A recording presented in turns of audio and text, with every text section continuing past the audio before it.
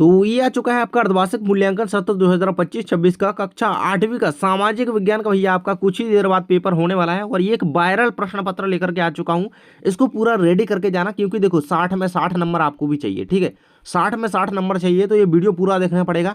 सबसे पहले वीडियो को लाइक करके चैनल को सब्सक्राइब कर लो, क्योंकि बोर्ड एग्जाम के लिए सब कुछ मटेरियल जो जो आपको चाहिए सब कुछ यहाँ पे मिलेगा। तो लाइक करके सब्सक्राइब कर लो। ठीक है, और 2.5 घंटे का आपका यहाँ पे पेपर होने वाला है, 60 नंबर पूर्णांक रहने वाला है। तो वीडियो पूरा देख करके जाना। देखो पेपर के लिए समय नहीं बचा है, ये वीडियो पूरा देख लो दादा। पूरे क्वेश्चन 1 से 26 तक के टोटली आंसर बताने वाला हूं, तो सब्सक्राइब करके लाइक कर लो। एंड देखो सबसे पहले बहुविकल्पीय प्रश्न आ जाते हैं आपके 1 से 5 तक। फर्स्ट नंबर क्वेश्चन कह देता है कि महत्वपूर्ण दस्तावेजों को सुरक्षित रखा जाता है तो पुस्तकालय में, अभिलेखागार में, प्रयोगशाला में, संग्रहालय में। तो देखो महत्वपूर्ण जो पुराने दस्तावेज होते हैं उन्हें अभिलेखागार में रखा जाता है, तो ये रहेगा आपका अभिलेखागार। ठीक है, नेक्स्ट है आपका दूसरे नंबर का, किसी व्यक्ति को अनाधिकृत या कारण थाने में रोका जाता है तो वह अपने बचाव के लिए किस मौलिक अधिकार का उपयोग कर सकता है? तो समानता का, शोषण के विरुद्ध, संवैधानिक उपचारों का, धार्मिक स्वतंत्रता का। देखो तो अनाधिकृत रूप से उसको रोका जाता है तो वो संवैधानिक उपचारों के अधिकार का उपयोग कर सकता है। ठीक है, डी नंबर ऑप्शन इसका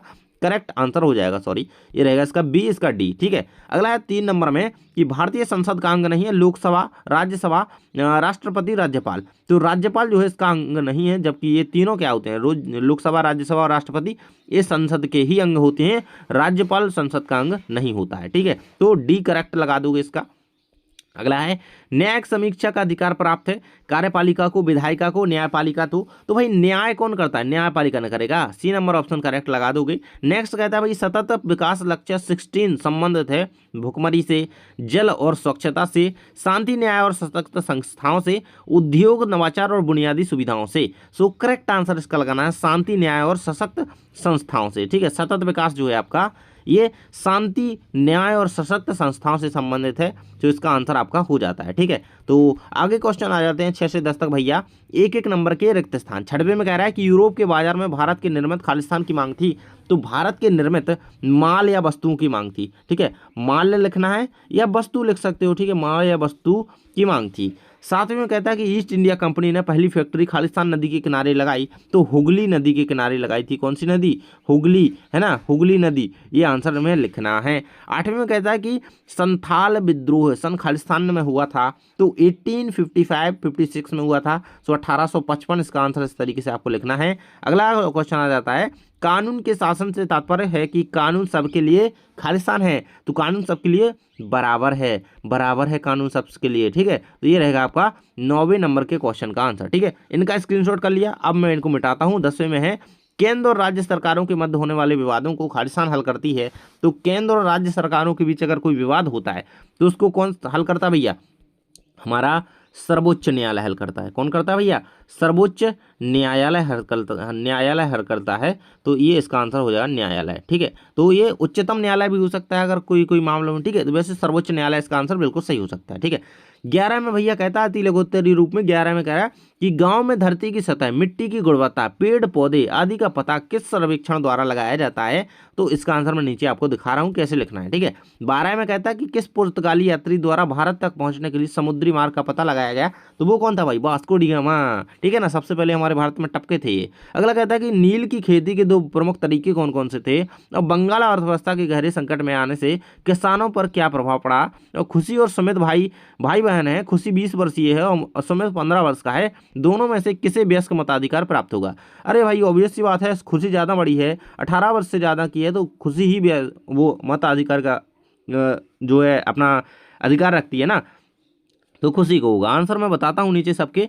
16 में कह रहे गठबंधन सरकार किन किन मुद्दों पर काम करती है, तो हम देख लेते हैं आपके 11 से लेकर के 16 तक के क्वेश्चन के आंसर नीचे। तो चलिए चलते हैं, तो ये आ जाता है आपके 11 नंबर के क्वेश्चन का आंसर। देखो, गाँव और धरती की सतह पर मिट्टी की गुणवत्ता का सर्वेक्षण लगाया जाता है, तो ये भू राजस्व सर्वेक्षण के द्वारा इसको पता कराया जाता है। ठीक है, ये सर्वेक्षण जब होता है राजस्व विभाग द्वारा तो ये होता है। ठीक है, अगला था किस पुर्तगाली यात्री द्वारा भारत एक पहुंचने के लिए समुद्री मार्ग का पता लगाया, तो वास्को डी गामा। इतना आंसर याद रखना है, बाकी आप यहाँ पर लिख दोगे सारी चीजें कि ये 1498 में समुद्री मार्ग से सबसे पहले भारत आए विदेश से। ठीक है, अगला क्वेश्चन आ जाता है नील की खेती। ठीक है, नील की खेती के मुख्य 2 तरीके कौन से थे, तो निज और रैती। ठीक है, ये 2 तरीके हैं भैया। ठीक है, इनको याद रखना।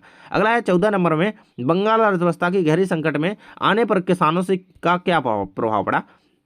आंसर दिया गया है अत्यधिक करों का बोझ पड़ा और भी अपनी जमीनें छोड़ करके भागने लगे। ठीक है, तो ये याद कर लेना। 15 में कह रहा था खुशी भैया, खुशी या सुमित कौन है बड़ा, कौन अधिकार रखेगा? तो भैया मैंने बताया था ना, खुशी 18 साल से बड़ी है, खुशी 20 साल की है, तो खुशी ना वोट डालेगी, तो ये आंसर रहेगा खुशी। ठीक है, अगला है गठबंधन सरकार किन मुद्दों पर काम करती है? तो गठबंधन सरकारें सहमति वाले साझा न्यूनतम कार्यक्रम पर काम करती हैं। तो इस तरीके से इस आंसर को याद कर लेना। 17 में कह रहा था वन सत्याग्रह कब हुआ और कहाँ हुआ था? तो वन सत्याग्रह आपका 1930 के दशक में महाराष्ट्र के चंद्रपुर जिले में हुआ था। ठीक है, तो 1930 में चंद्रपुर जिले को, ठीक है, याद रखना, वन सत्याग्रह। ठीक है, ये रहेगा।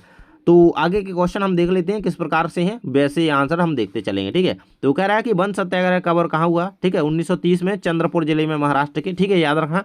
18 में कह रहा है कि 1824 में कंपनी के सैनिकों को ने बर्मा जाने से क्यों मना कर दिया? ठीक है, 19 में कह रहा है कि अंग्रेजों का सांस्कृतिक मिशन क्या था? और 20 का है भूस्खलन रोकने की प्रमुख प्रविधियां लिखिए। सरकार किसानों को किस विकास की किस प्रकार से मदद करती है? 21 में आंसर लिखना है। एंड 21 के बाद देखो ये क्वेश्चन रिपीट हो गए, कोई दिक्कत नहीं लेनी है अपन को। ये देखो ये आंसर दिए, क्वेश्चन दिए गए आपके कि दिया गया भैया कि सतत पोषणीय विकास के सिद्धांत लिखिए। ठीक है, और ये 23 से आगे के, ठीक है, ये 23 से आगे के सारे क्वेश्चन देख लो यहाँ पे, किस प्रकार से युवा किसी राष्ट्र के भविष्य होते हैं। ठीक है, तो इन सारे ये क्वेश्चन मैंने यहाँ पे लगाए हुए हैं, रिपीट हो गए, कोई दिक्कत नहीं है, लेकिन आपको ये सारे रेडी करके जाने, हल्के में नहीं लेना है इनको। ठीक है, तो ये 17 से आगे के क्वेश्चन देख लो, ये 17 का आंसर है। ठीक है, 1930 चंद्रपुर जिला बता ही दिया। ठीक है, 18 का आंसर रहेगा 1824 में कंपनी के सैनिकों ने बर्मा जाने से क्यों मना कर दिया? ठीक है, तो ये रहेगा रास्ते जाने से मना कर दिया क्योंकि वैसे धार्मिक मान्यताओं के विरुद्ध मानते थे। ठीक है, धार्मिक मान्यता की वजह से मना कर दिया।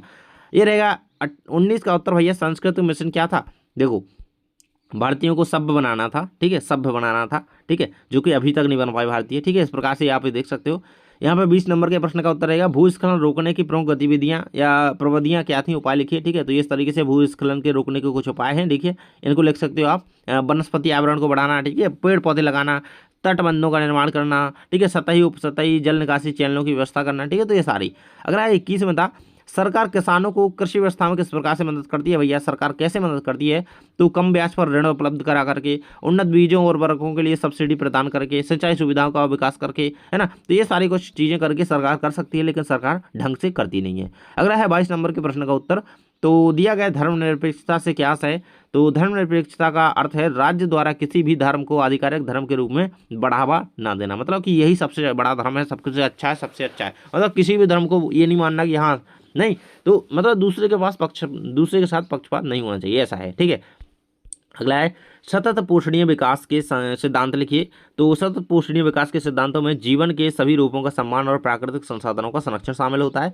तो ये सारी चीज़ें होती हैं इसमें कि जीवन के सभी रूपों का आधार और देखभाल होती है, मानव जीवन की गुणवत्ता को बढ़ाया जाता है। ठीक है, तो इस प्रकार से होता है। 24 का आंसर था कि भूमि की महत्वपूर्ण संसाधन क्यों माना जाता है भूमि को, इसको लिख रही है आपको।